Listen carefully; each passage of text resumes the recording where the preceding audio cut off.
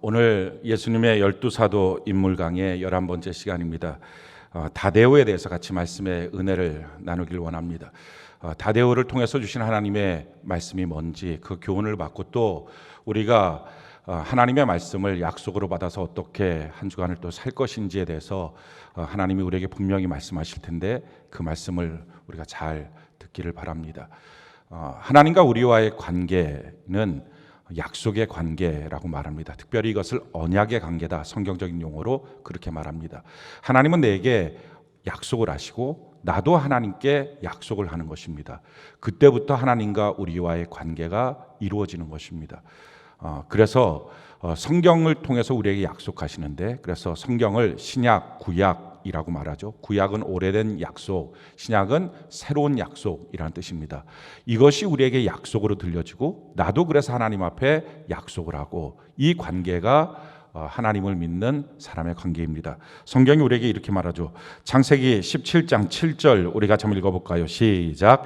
내가 내 언약을 나와 너와 및 내 대대 후손 사이에 세워서 영원한 언약을 삼고 너와 내 후손의 하나님이 되리라. 그러니 하나님과 나 사이의 관계는 내가 그냥 하나님 믿고 있어요, 또는 여러분들이 예배당 안에 들어와서 나 교회 다닙니다, 심지어는 내가 이 교회 성도입니다 라고 이름을 써도, 또 심지어는 교회 안에서 오래 다녀서 직분을 받아도 하나님의 말씀이 내게 약속이 되고 나도 하나님께 약속한 관계가 되기 전까지는 하나님은 나의 하나님이 아닌 것입니다.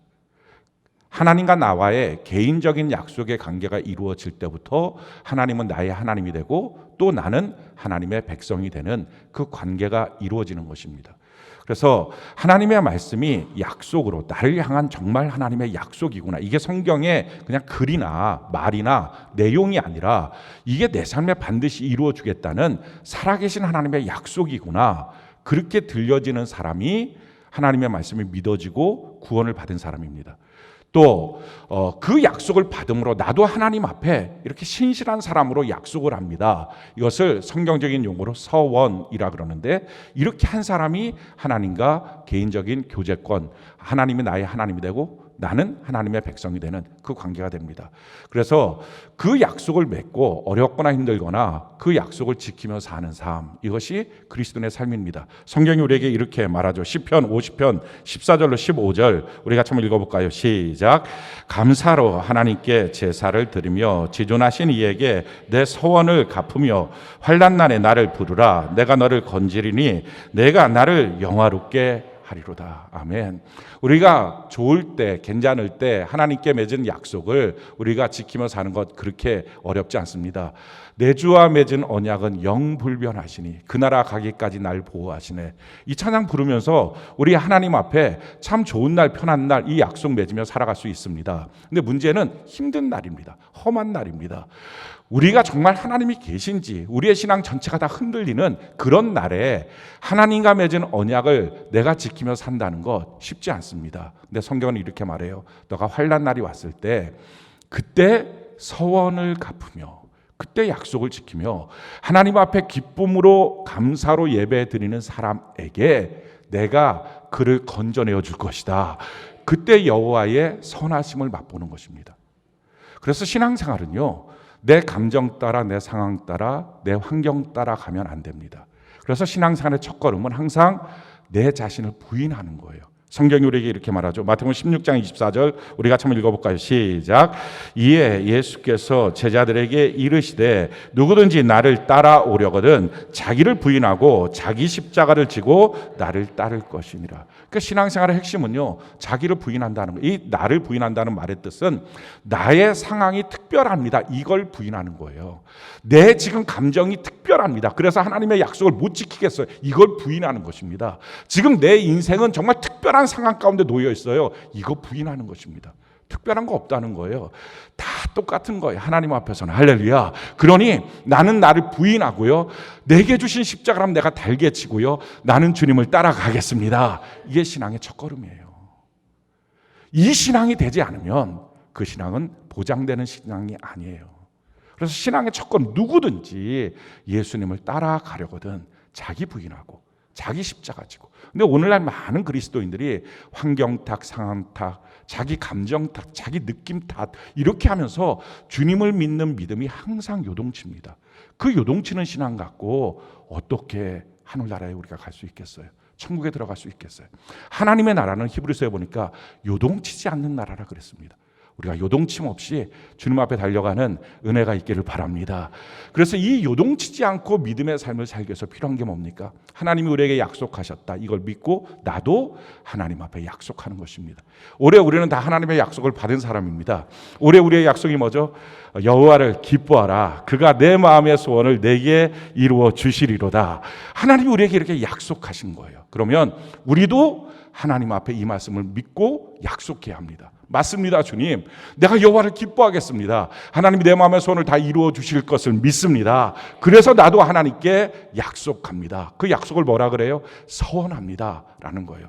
이 우리가 해야 될 서원이 올해 3가지 서원인 거죠. 하나님께 맡기는 기도의 서원을 해야 됩니다. 또 하나님을 기뻐하는 예배의 서원을 해야 됩니다. 또 한 가지 주의 이름을 자랑하고 사랑하는 전도의 서원을 해야 됩니다. 근데 올해 우리가 참 놀라운 것은 하나님의 은혜가 이 서원을 하도록 인도에 오셨다는 거예요. 우리가 3월 8일 날 송경호 장로님 오셔서 전도 간증 집회하면서 우리 다 전도 서원 했죠. 예, 여러분들은 잊었을지 모르겠지만 주님은 잊지 않고 저도 잊지 않고 있습니다. 그러니 반드시 그 서원을 지키시길 바랍니다. 약속하고 환난 날에 지금 때가 아닙니다. 그런 거 상관없이 때든지 아니든지 상관없이 주의 복음을 증거하는 은혜가 있기를 바랍니다. 혹시 그날 내가 참 다행으로 일이 있어서 예배를 빠졌더니 서원을 안 했어요. 이런 분들은 오늘 이 시간에 들었으니까 반드시 오늘 이 시간에 내가 올해 이렇게 전도하겠습니다. 서원하는 은혜가 있기를 바랍니다. 그리고 두 번째 우리가 서원을 했어요. 예배 서원을 했어요. 5월 24일부터 금요일 예배 때부터 예배 서원하자. 그래서 지금까지 예배 서원을 했습니다. 우리 등록성도 주일날 기준으로 따지면 등록성도의 80%가 예배 서원을 하고 지금 예배를 여러분들이 나오고 있습니다. 저는 참 놀라운 것은요, 안 한 20%가 누구냐 하는 거예요. 이게 참 신기해요.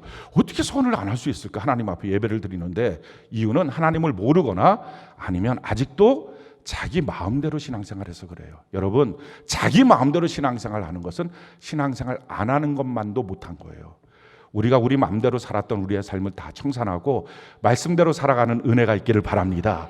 그래서 예배 서원하고 예배 드리는 거죠. 우리 3번째 서원을 지난주서부터 시작을 했습니다. 그게 기도 서원이에요. 각 셀 밴드의 셀장님을 통해서 셀 기도 시간을 가집시다 하는 서원을 했습니다. 앞에 있던 전도 서원과 예배 서원은 우리가 교회 앞에 서원을 했습니다. 근데 기도 서원은 여러분들 개인적으로 하나님 앞에 서원을 하시기 바라요. 그래서 이렇게 셀 기도 시간에 같이 기도하고 또 어머니 기도회 시간에 기도하고 또 수요일날 금요일날 저녁 때 또 기도하고 또 새벽 예배 때 기도하고 주일날도 예배 시간에 기도하고 하나님 앞에 내가 개인으로 또 성전 기도하고 이렇게 기도하는 사람 되겠습니다. 우리 기도 시간을 정하고 기도하는 서원을 하는 은혜가 있기를 바랍니다. 이렇게 해서 요동치지 않는 사람이 되어서 그리스도 안에서 우리가 완전케 되는 거예요. 항상 어린아이로 머물지 말고요. 우리가 주님 안에 자라나서 우리 옆에 또 다른 사람들을 붙들어줘야 될 사람들이 있습니다. 그들을 붙들어서 같이 천국으로 들어가는 은혜가 있기를 바랍니다. 성경이 우리에게 이렇게 말하죠. 골로새서 1장 28절 29절 우리가 한번 한 목소리 읽어볼까요? 시작. 우리가 그를 전파하여 각 사람을 권하고 모든 지혜로 각 사람을 가르침은 각 사람을 그리스도 안에서 완전한 자로 세우려 함이니 이를 위하여 나도 내 속에서 능력으로 역사하시는 이의 역사를 따라 힘을 다하여 수고하노라. 주님이 원하시는 게 이거예요. 그리스도 안에서 완전한 자가 될 수 있다는 것입니다. 그 일을 위해서 우리가 지금 같이 하고 있는 거예요. 주님이 하시고 말씀이 있고 또 우리 교회 공동체가 함께 하는 것입니다. 그런데 그 안에서 나는 내버려 두고 주님이 알아서 해주겠지, 그건 아니라는 거예요. 그렇게 역사하시는 성령 안에서 나도 힘을 다하여 수고하는 은혜가 있기를 바랍니다. 그래서 나도 서원을 하는 거예요. 서원을 하고 특별히 언제 지켜야 된다고요? 환난 날에, 힘들 때. 지금 내 상황이, 내 처지가 그거 아니에요. 그거 자기를 부인하고 자기 십자가 지고 주님 앞에 한결같이 달려가는 은혜가 있기를 바랍니다. 그럴 때 주님의 구원하심이 있어요. 주님의 구원하심을 맛봐야만 평생의 신앙생활 가운데 하나님의 선하심을 맛본 자만이 점점점 믿음이 확장될 수 있습니다. 저는 여러분들이 믿음의 장부가 되는 은혜가 있기를 바랍니다. 오늘 특별히 다데오에 대해서 같이 은혜를 나눌 건데요. 이 다데오는 이름이 3개가 있는 사람입니다. 그래서 3세기, 4세기 때 활동했던 초대 교부였던 제롬이라고 하는 사람은 이름이 3개인 예수님의 제자라고 불렀던 사람이 이 다데오입니다. 마태복음, 마가복음에는 다데오라고 설명을 하고 있고요. 누가복음, 요한복음, 사도행전에는 유다라고 설명을 하고 있습니다. 또 마태복음 10장에 보면 한국어 성경에는 그렇게 돼 있지 않는데 10장 3절에 킹 제임스 버전 영어 성경을 보면 레비우스 이렇게 설명을 또 그 이름을 하고 있습니다. 이렇게 이름이 3개예요. 근데 아마 그의 이름은 유다였을 것이다 라고 추측을 합니다. 그리고 다데오, 레비우스 이것은 별명이었을 것이다 라고 말합니다. 다데오라고 하는 말은 이름에서부터 우리가 느껴지지 않습니까? 다돼요. 사랑이 많은이에요. 사랑이 많은. 제가 학원 강사했으면 잘했을 것 같죠? 이렇게 외우면은 사랑이 많은, 이게 다데오예요. 레비우스, 이거는 가슴입니다. 그러니까 사랑이 많은 가슴, 따뜻한 마음의 소유자, 이 사람이 바로 이 유다 다데오라는 사람입니다. 예수의 제자들을 보면 다 그래 마음이 따뜻하진 않았어요. 울퉁불퉁했어요. 막 이 사람들은 분노도 많고요. 그래서 틈만 나면 하늘에서 불을 내려서 저들 다 죽여버립시다, 이런 얘기 맨날 하고, 서로 형제가 아닌데 마태 작은 야고보처럼 서로 간에 싸우겠다고 막 칼질하고, 이런 사람들이 다 예수님의 제자들이었어요. 그런데 그 중에서 유독 마음이 따뜻한 사람, 사랑하는 가슴이 있는 사람, 이 사람이 바로 유다 다데오입니다. 그 유다 다데오에 대한 기사가 성경 전체에서 딱 한 번 나와요. 그게 요한복음 14장에 나와 있는 사건입니다. 이 요한복음 14장은 예수님께서 마지막 십자가에 못 박히시기 전날 밤에 제자들의 발을 씻겨주시고, 그리고 마지막 주의 만찬을 하고 난 다음에 설교하셨던 내용이 14장의 내용입니다.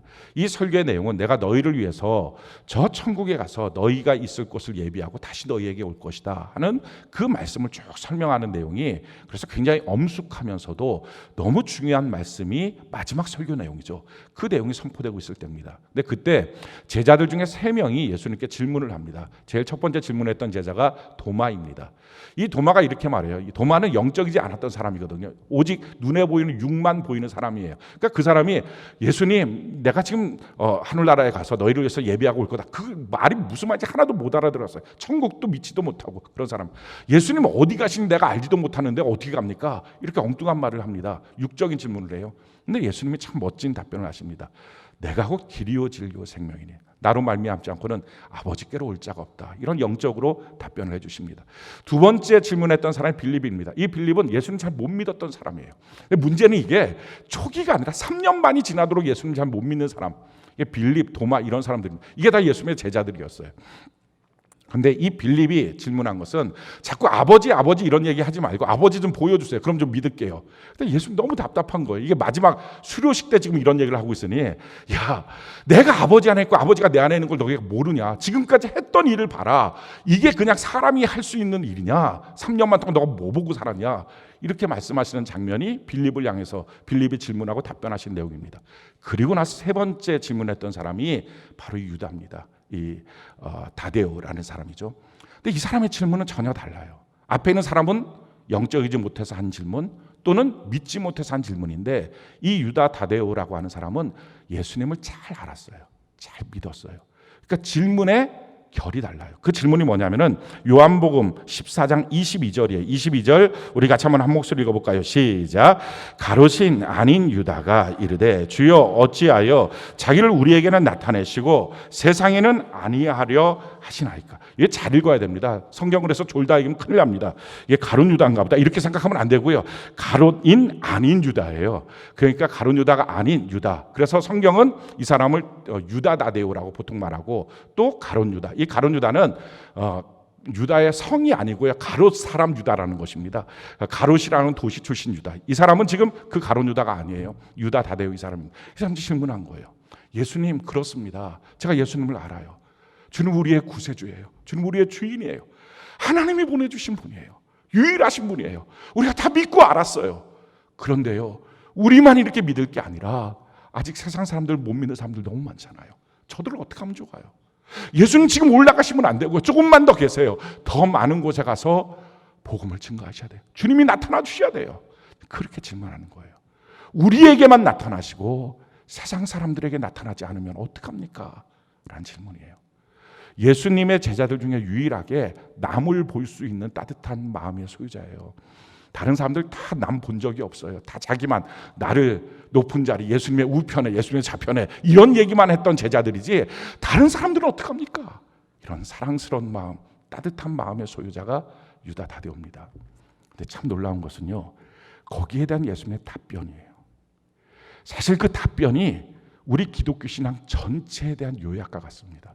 이 답변을 우리가 정확하게 알아야 신앙생활, 교회생활 제대로 합니다. 그 답변의 내용이 뭐죠? 23절, 24절이에요. 우리 같이 한번 한 목소리 한번 읽어볼까요? 같이 한 목소리 시작.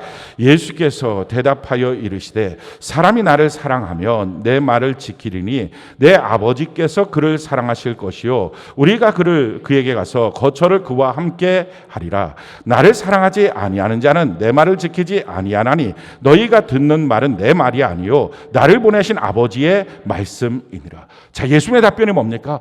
나를 사랑하면 내 말씀을 지킬 거야. 그러면 하나님이 그를 사랑하시게 될 거고, 그럼 우리 공동체 전체가 그 사람과 함께 거할 거야. 그러나 나를 사랑하지 않으면 내 말을 지키지 않을 거야. 지금 그 말이에요. 지금 예수님의 말씀이 이것입니다. 말씀 두고 가잖아. 지금 그 얘기예요. 말씀이면 충분해. 지금 그 얘기예요. 예수님 사랑한다면, 구원받을 자라면 그 말씀 보고 말씀을 지킬 거야. 그리고 그 말씀을 지키는 자를 하나님은 사랑해 줄 거야. 하나님이 사랑하는 그 사람, 말씀 지키는 그 사람을 교회 공동체가 함께하며 사랑하는 거야 라는 말이에요. 그럼 교회 공동체는 누구를 사랑합니까? 하나님을 사랑하며 하나님의 말씀을 지키는 자들만 사랑하는 거예요. 그래서 선포하는 거죠. 돌이키라. 회개하는 말씀을 선포합니다. 그래서 회개하고 돌이켜서 하나님의 말씀을 지키겠다고 들어온 자들만 사랑하는 게 교회예요. 오늘날의 사랑에 대해서 사람들이 잘못 알고 있어요. 누구든지 아무나 사랑하라. 그건 세속적인 사랑이에요. 그건 값싼 사랑이에요. 그 사랑은 능력이 없어요. 그러니까 뭘 하든지 내가 어떻게 살든지 사랑해라. 그거는 사랑이 아닌 거예요.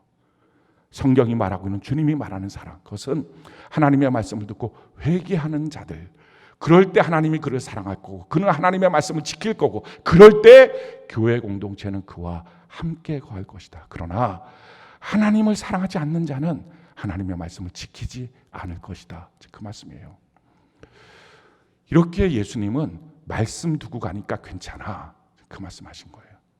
모든 신앙생활의 핵심은 하나님의 말씀에 있어. 지금 그 말씀이에요. 근데 여러분들은 어떻습니까? 지금 이와 같은 예수님의 말씀이 납득이 되고 동의가 됩니까? 많은 그리스도인들이 말씀으로 충분하다고 생각을 안 해요. 내게는 지금 말씀 말고 또 다른 무엇인가가 필요합니다.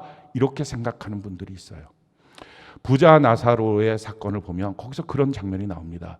이 부자가 물 좀 찍어서 주세요. 그런 것들이 다 거절되니까 마지막 한 가지 소원을 하립니다. 그러면 이 죽은 나사로를 다시 우리 집으로 좀 보내주세요. 지금 우리 집에 5 형제가 있는데 그들이 하나도 하나님을 안 믿어요. 그런데 죽은 자가 살아서 돌아가면 믿을 거예요. 그러니 제발 좀 이 나사로를 다시 살려서 보내주셔서 우리 집 믿지 않는 사람들 구원시켜 주세요. 그럴 때 음성이 그거였어요. 아니, 그 땅에는 지금 선지자들이 많아. 제사장들도 많아. 그러니 그들에게 말씀을 듣는 자는 살 것이고 듣지 않으면 죽어. 그거예요. 우리는 어떤 큰 일이 생기면, 어떤 기적 같은 일이 생기면 하나님을 믿을 거라고 말합니다. 그렇지 않아요. 말씀을 믿는 자들이 기적을 보면 믿음이 더 굳세어지지, 말씀을 믿지 않는데 기적만 보면 시간이 지나면 우연이라고 여겨요. 하나님 역사는 어떤 크고 놀라운 것으로부터 생긴다고 생각을 해요. 그렇지 않습니다. 엘리야가 호렙산에서 하나님을 만나는데 거기서 큰 바람이 불어요. 큰 지진이 일어나요. 근데 그 가운데 하나님이 안 계셨어요. 근데 하나님이 세미한 음성 가운데 함께 하셨어요. 하나님은 이렇게 참 말씀 가운데 함께 하십니다. 그리고 말씀하시는 거예요. 말씀으로 충분해 라는 거예요. 이 말씀으로 충분해 라고 하는 주의 말씀 앞에 아멘 옳습니다 라고 말하는 사람이 하나님과 코드가 맞는 주의 백성이에요. 왜 이렇게 말씀으로 충분할까요? 그 이유는 말씀이 곧 하나님이에요. 여러분, 하나님을 어디서 찾고 다니나요? 말씀은 말씀, 하나님은 하나님. 그러니까 하나님을 계속 못 만나는 거예요. 성경은 말씀이 하나님이라는 거. 그러니 하나님이면 충분하잖아요. 그러니 다른 말로 무슨 말이에요? 말씀으로 충분하다는 거예요. 성경이 우리에게 그래서 이렇게 말하는 거죠. 요한복음 1장 1절 우리 같이 한번 읽어볼까요? 시작. 태초에 말씀이 계시니라. 이 말씀이 하나님과 함께 계셨으니 이 말씀은 곧 하나님이시니라. 아멘. 말씀이 하나님이라니까요. 그러니 말씀은 따로 있고 하나님 따로 있고, 그렇게 자꾸 신앙생활을 하려고 하다 보니까 뭔가 신비적인 것, 뭔가 내 손에 잡히는 것, 뭔가 어떤 역사, 이런 것들 자꾸 갈망하다 보니까 이상한 길로 빠지는 거예요. 말씀으로 충분한 거예요.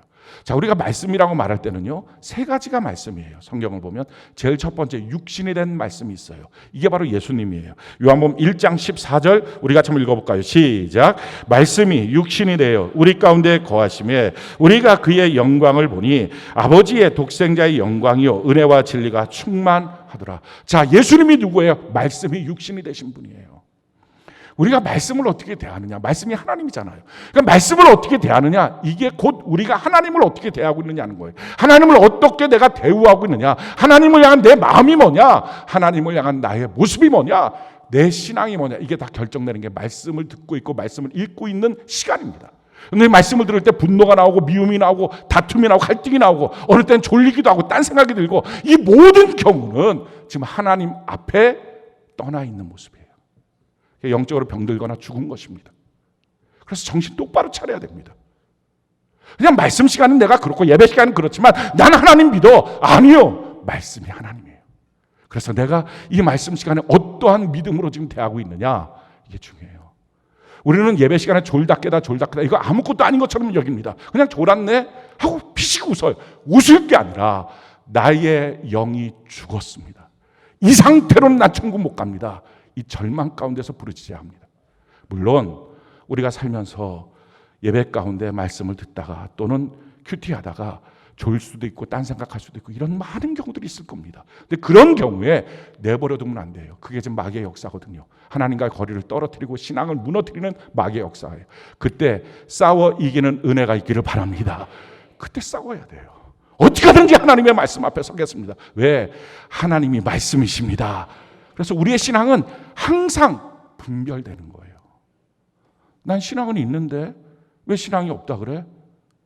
말씀 앞에 내 모습이 뭐냐는 거예요. 이걸 점검해 보시기 바랍니다. 또 한 가지 말씀이라고 말할 때는요, 기록된 말씀은 성경이 말씀이에요. 성경이 우리에게 이렇게 말합니다. 디모데후서 3장 16절로 17절 우리 같이 한번 한 목소리 읽어볼까요? 자, 시작. 모든 성경은 하나님의 감동으로 된 것으로 교훈과 책망과 바르게 함과 의로 교육하기에 유익하니 이는 하나님의 사람으로 온전하게 하며 모든 선한 일을 행할 능력을 갖추게 하려 함이라. 그렇습니다. 하나님의 말씀이 우리로 하여금 충분하다는 것입니다. 또 한 가지 말씀이라고 말할 때는 선포되고 있는 설교가 하나님의 말씀이에요. 자, 데살로니가전서 2장 13절 우리 같이 한번 읽어볼까요? 시작. 이러므로 우리가 하나님께 끊임없이 감사함은 너희가 우리에게 들은 바 하나님의 말씀을 받을 때에 사람의 말로 받지 아니하고 하나님의 말씀으로 받음이니 진실로 그러하도다. 이 말씀이 또한 너희 믿는 자 가운데서 역사하느니라. 오늘 많은 그리스도인들 가운데 하나님의 말씀을 들을 때 하나님의 말씀이 아니라 설교자의 견해로 듣습니다. 목사님 생각으로 듣습니다. 그러니 하나님을 만나지 못할 뿐만 아니라 신앙이 병들어 있는 거예요. 여러분, 우리가 어떻게 구원받았어요? 기적을 봐서? 하늘나라에서 갑자기 하늘에 뭐가 떡떡떡 쓰여져서? 아니에요. 우리가 구원받은 가장 확실한 내용, 그것은 하나님의 말씀이 믿어지기 때문에 구원을 받은 거예요. 성경이 우리에게 이렇게 말합니다. 베드로전서 1장 23절 우리 같이 한번 읽어볼까요? 시작. 너희가 거듭난 것은 썩어질 씨로 된 것이 아니요 썩지 아니할 씨로 된 것이니 살아있고 항상 있는 하나님의 말씀으로 되었느니라. 아멘. 너희가 무엇으로 구원을 받았느냐? 하나님의 말씀으로 구원받았다는 것입니다. 마찬가지예요. 우리가 인생 살아갈 때 어렵고 힘들 때가 있습니다. 그럴 때 하나님의 건져주심이 필요해요. 그 건져주실 때 우리의 생각은 이것입니다. 하나님, 지금 너무 경제적으로 어려워요. 그럼 돈을 줄 거라고 생각해. 기도하면 응답이. 또 하나님, 내가 병에 걸렸어요. 그럼 고쳐줄 거라고 생각해요. 하나님, 또는 인간관계 속에 이런 문제가 있어요. 내 마음에 이런 문제가 있어요. 지금 삶 속에 이런 문제가 있어요. 그러면 그 문제를 해결해 주심으로 하나님이 응답할 거라고 생각합니다. 그래서 응답을 못 받는 거예요. 그게 하나님하고 코드가 전혀 다른 거예요. 하나님의 응답은 전혀 다르게 옵니다. 어떻게 오냐? 시편 107편 19절로 20절 우리 같이 한번 읽어볼까요? 시작. 이에 그들이 그들의 고통 때문에 여호와께 부르짖음에 그가 그들의 고통에서 그들을 구원하시되 그가 그의 말씀을 보내어 그들을 고치시고 위험한 지경에서 건지시는도다. 우리가 고통 가운데 어떤 문제 가운데 하나님께 기도합니다. 하나님 이런 문제 가운데 있어요. 하나님 도와주세요. 기도해요. 그러면 하나님이 말씀을 주십니다. 그럼 그 말씀을 붙잡고 믿고 아멘 주여 내가 그 말씀대로 돌이켜 회개하고 말씀대로 순종하고 가겠습니다 하다 보면 거기서 하나님의 도우심을 맛보는 거예요. 그런데 말씀을 주면 하나님 그거 말고요. 지금 내가 그 말씀대로 살 수 있는 여력이 안 돼요. 힘이 없어요. 내 마음이 안 돼요. 그냥 좀 문제 해결 평생 가도 없는 거예요. 그런 미신은 왜 그렇게 해서 해결된 사람은 그 다음번에는 말씀으로 살 생각을 안 해요. 습관 자체가 잘못 들어서. 오늘날 그리스도인들이 이렇게 잘못된 습관에 신앙생활하는 사람이 너무 많습니다. 하나님 그렇게 역사하지 않아요. 대체로 그런 역사들은요 기도원에서 많이 일어납니다. 자, 기도원을 폄하하는 것은 아니지만 문제가 있는 거예요.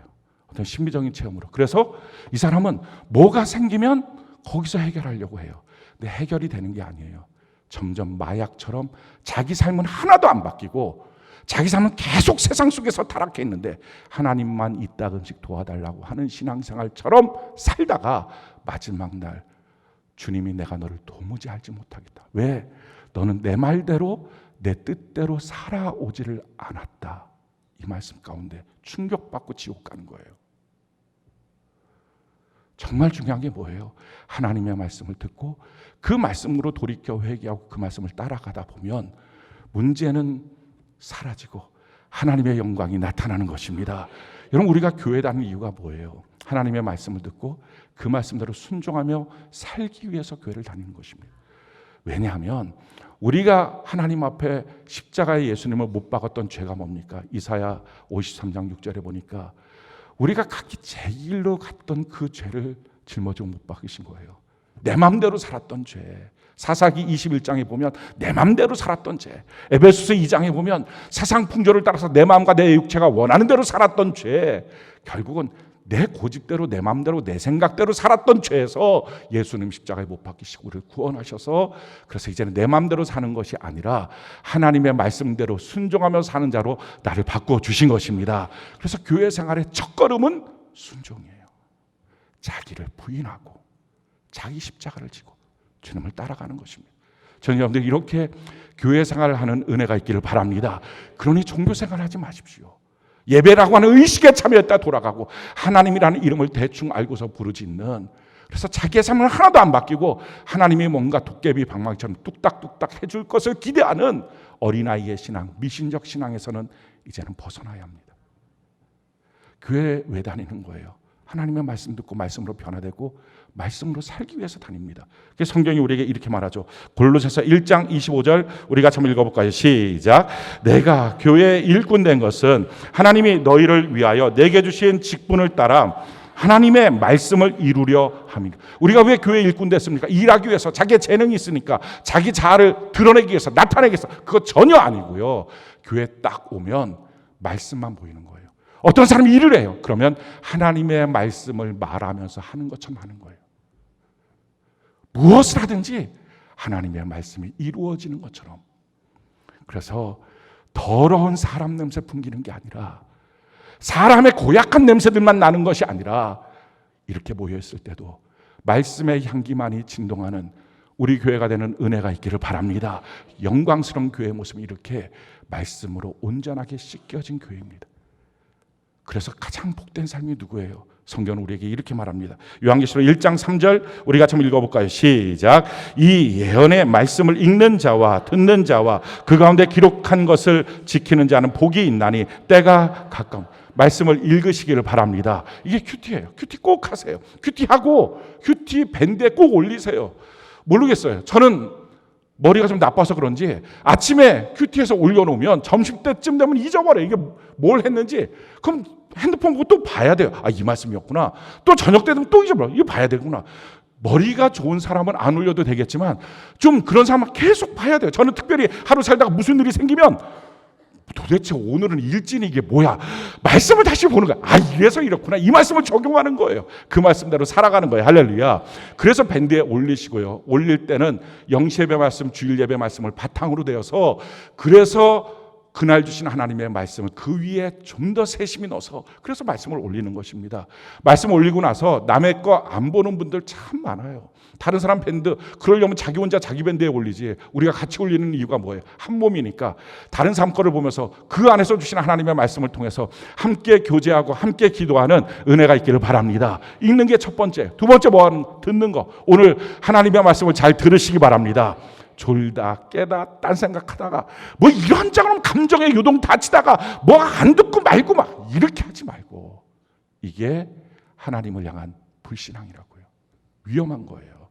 그러니 이런 마귀의 도전들도 다 이기고 말씀을 들으시기 바랍니다. 그리고 하나님의 말씀을, 육신이 된 예수님, 말씀이 육신이 된 예수님과 함께, 그 성령과 함께 말씀을 지키며 사는 자가 복된 삶이 될 줄로 믿습니다. 오늘 우리가 살펴보려고 하는 사람 다데오예요.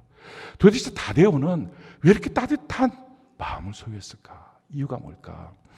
다른 제자들은 그렇지 않은데 왜 유독히 유다 이 다데오만큼은 따뜻한 마음이었을까? 우리가 지금 살면서 사실은 우리 자신도 그렇지만 우리 주변에 따뜻한 마음의 사람이 너무 필요하지 않습니까?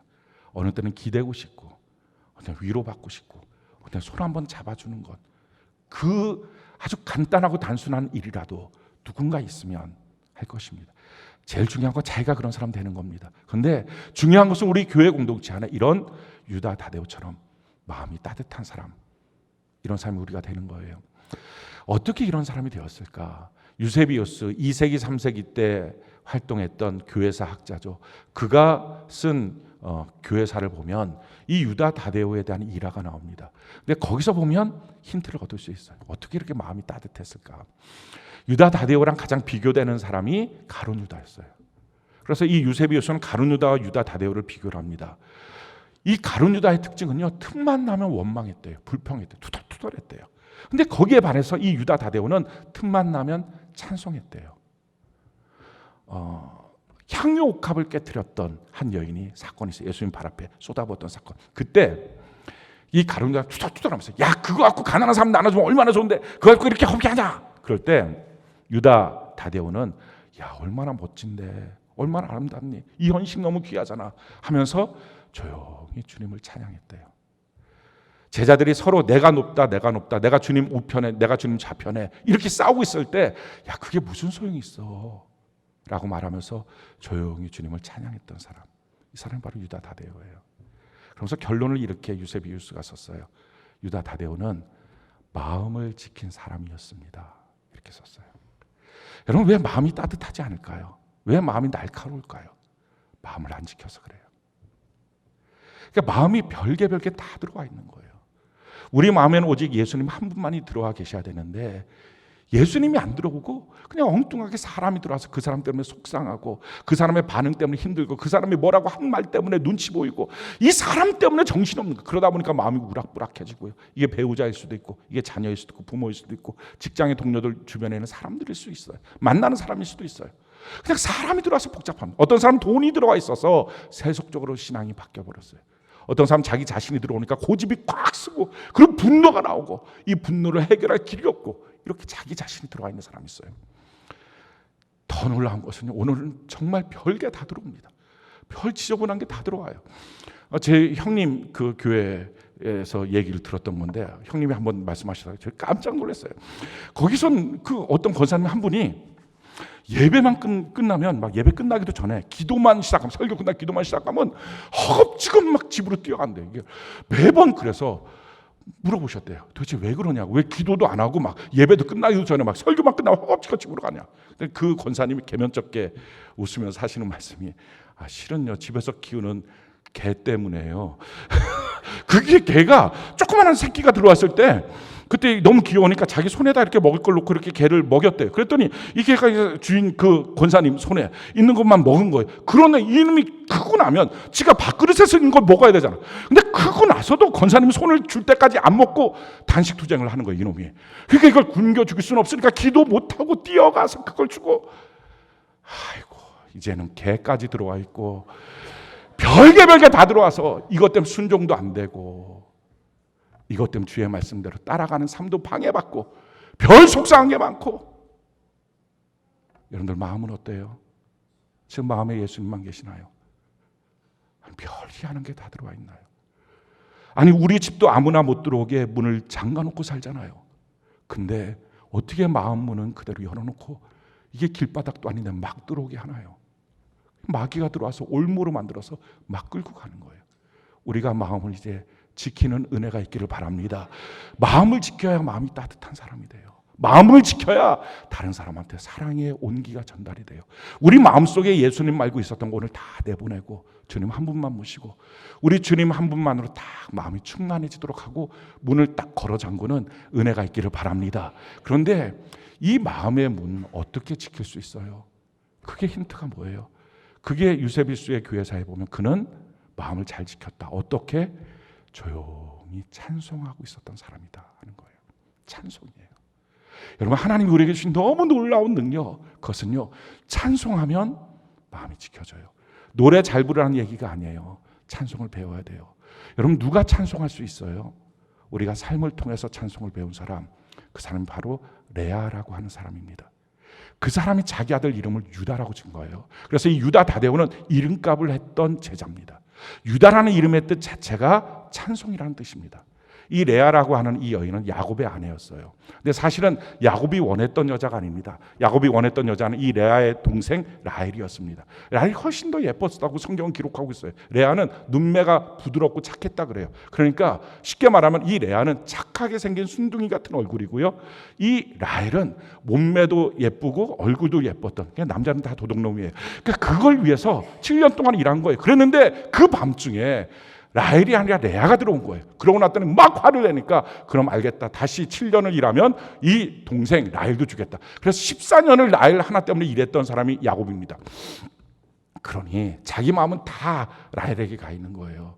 그래서 레아는 자기 마음속에 안중에도 없는 여자입니다. 그런데도 불구하고 이 불쌍한 레아는요 꿈을 꾸는 거예요. 이제 자기 인생 새롭게 살겠다고, 남편 사랑받겠다고. 결혼했는데 남편 사랑받아야지, 이 마음을 갖는 거예요. 그래서 어떻게든지 그 사랑이 근데 안 와요. 이미 그 남자는 라헬만을 위해서 살았는데 레아는 거들떠도 안 보는 거예요. 그래서 하나님께 기도해서 하나님 아들 낳으면 어쩌면 남편이 돌아올 것 같아요. 아시잖아요. 자식 낳으면 남편 돌아오는 게 아니라 남편이 더 밖으로 돌고 있다는 거. 애가 있어서 시끄러워서 집을 못 가겠다고. 근데 이 불쌍한 여인은요, 애만 낳으면 남편이 돌아올 줄 알았어요.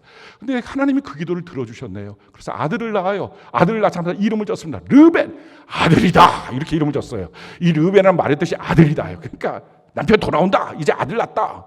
안 돌아와요. 이 불쌍한 여인이 또 어떻게 해요? 하나님 앞에 또 기도해요. 하나님 아들 하나면 안 된가 봐요.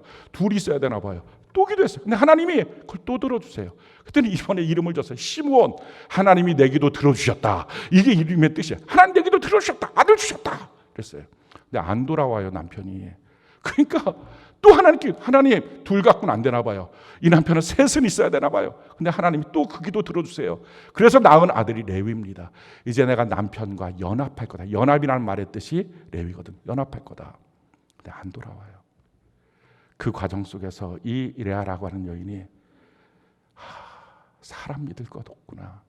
내가 사람의 사랑받으려고 그렇게 살았는데 이게 아니구나. 세상살이하면서 상처가 너무 많은 거예요. 아버지를 믿을 수도 없고 남편을 믿을 수도 없고 자식을 믿을 수도 없어요. 그러다 생각을 하면서 깨달은 것은 그럴 때마다 찾아가서 기도할 때마다 나를 향해서 단 한마디도 탓하지 않고 내 기도에 응답하신 하나님이 떠오른 거예요. 그러나서 그렇지, 정말 나를 사랑하시는 분, 정말 나에게 신실하신 분은 하나님 한 분이지. 그러고 나서 아들이 나왔어요. 그래서 그 아들의 이름을 유다라고 짓습니다. 성경이 이것을 이렇게 우리에게 말하고 있어요. 창세기 29장 35절 우리 같이 한번 읽어볼까요? 시작. 그가 또 임신하여 아들을 낳고 이르되 내가 이제는 여호와를 찬송하리로다 하고 이로 말미암아 그가 그의 이름을 유다라 하였고 그의 출산이 멈추었더라. 여기서 참 놀라운 단어가 이거예요.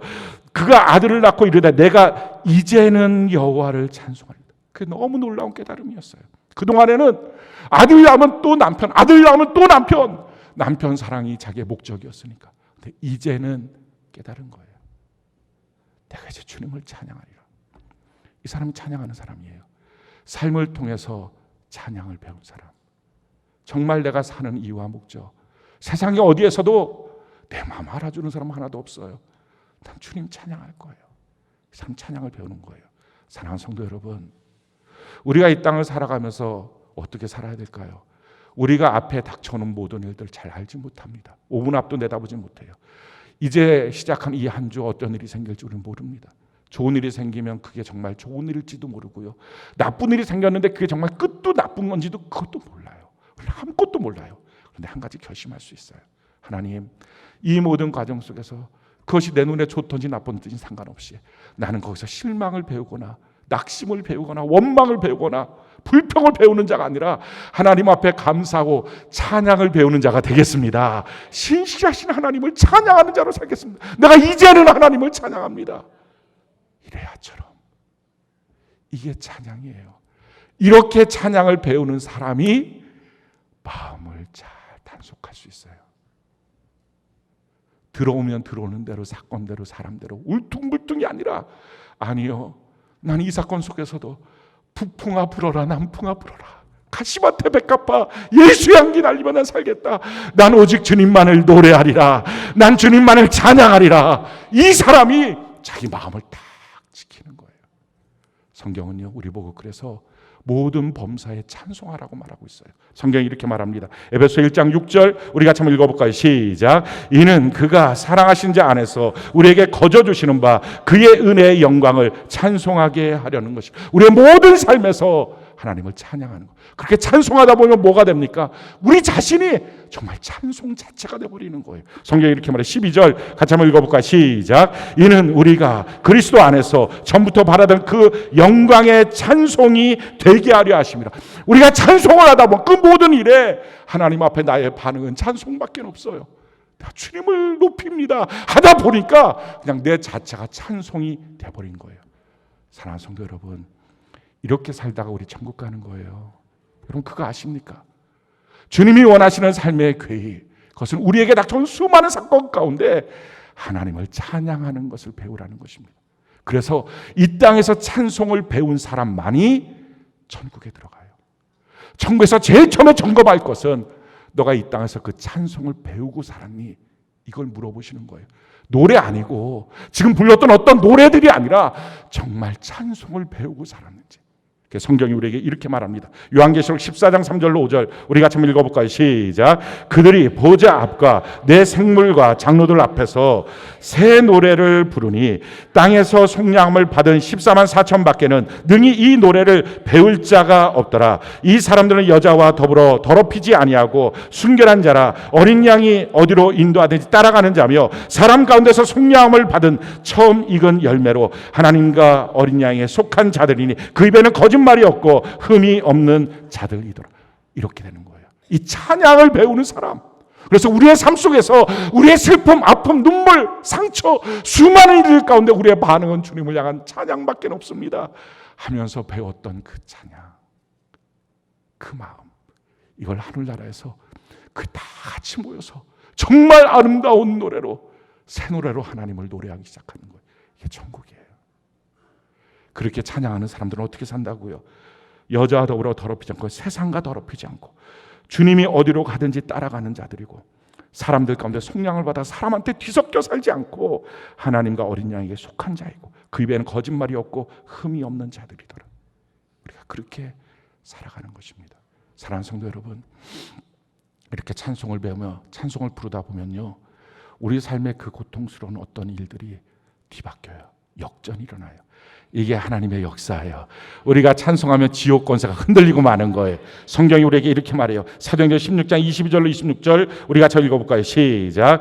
무리가 일제에 일어나 고발하니 상관들이 옷을 찢어 벗기고 매로 치라 하여 많이 친 후에 옥에 가두고 간수에게 명하여 든든히 지키라 하니 그가 이러한 명령을 받아 그들을 깊은 옥에 가두고 그 발을 착고에 든든히 채웠더니 한밤중에 바울과 실라가 기도하고 하나님을 찬송하며 제수들이 듣더라. 이에 갑자기 큰 지진이 나서 옥토가 움직이고 문이 곧 다 열리며 모든 사람의 매인 것이 다 벗어진.